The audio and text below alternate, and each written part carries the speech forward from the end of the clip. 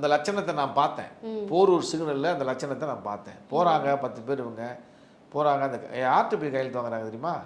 பழம் வச்சு விற்கிறவங்க, பூ வச்சு கட்டி விற்கிறவங்க, வயசான கிழவி கிட்டே, இது மாதிரி ரொம்ப அறியாமையில் இருக்க மக்கள்கிட்ட போய் ஹிந்தி வேணுமா வேணாமா கேட்டுட்டு இவங்கள அது கம்முன்னு இருக்கு அந்த அம்மா, சும்மா ஒரு கையெழுத்து போடுங்க அப்படின்னு கையெழுத்தை வாங்கிட்டு வந்துடுறாங்க.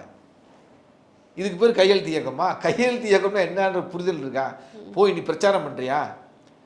மக்கள் வந்து பிரச்சாரம் பண்ணி நீ வந்து ஓட்டர்ஸ் போட கூட சொல்லு. அதுவும் கூட உனக்கு வந்து அந்த அதிகாரமே கிடையாது. முதல்ல அந்த மாதிரி செய்கிறதே முதல் தப்பு.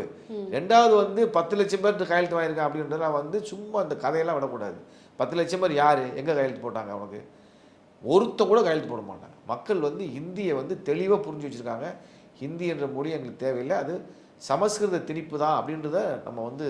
ஆனால் இது வந்து மக்கள் வந்து எதிர்க்கிறாங்க அப்படின்னு சொல்லியிருக்கிறீங்க. இப்போ இந்த ஒரு விஷயமே தவறான அணுகுமுறை கையெழுத்து வாங்குறதுன்னு ஏன் தவறானதுன்னு சொல்றீங்க? இதே தான் தமிழிசை சவுந்தரராஜனும் கேட்டிருந்தாங்க. அவங்க கையெழுத்து இயக்கம் அந்த ஒரு விஷயத்துக்கு போகும்பொழுது பாஜகவினருக்கு சாமானிய மக்களை போய் சந்திக்கிறது கூட ஒரு தடாலடியா காவலர்கள் நிற்கிறாங்க அப்படின்னா இந்த அரசு வந்து எங்களை ஒடுக்குகிறதுன்றாங்களே. இப்போ நீ போய் மாம்பழம் வைக்கிற அம்மாட்ட போய்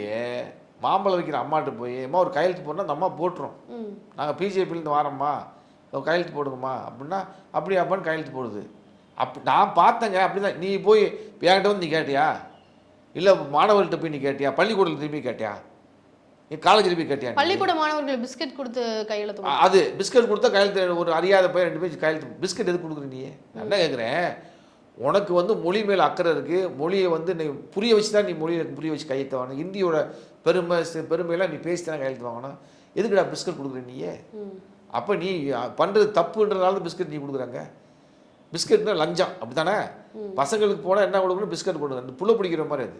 இந்த புள்ள பிடிக்கிற மாதிரி தான் மிட்டாய் கொடுத்து சின்ன பிள்ளைய பிடிச்சிட்டு போகிற மாதிரி நீ பிஸ்கட் கொடுத்து கையெழுத்து வாங்கிட்டு வர. நீ கேவலமா இல்லையா அது? ஆக இதெல்லாம் வந்து அயோக்கியத்தனம். இது நம்ம தமிழ்நாட்டை சேர்ந்த மக்கள் செய்கிறது வந்து ரொம்ப மோசமான நடவடிக்கை இது.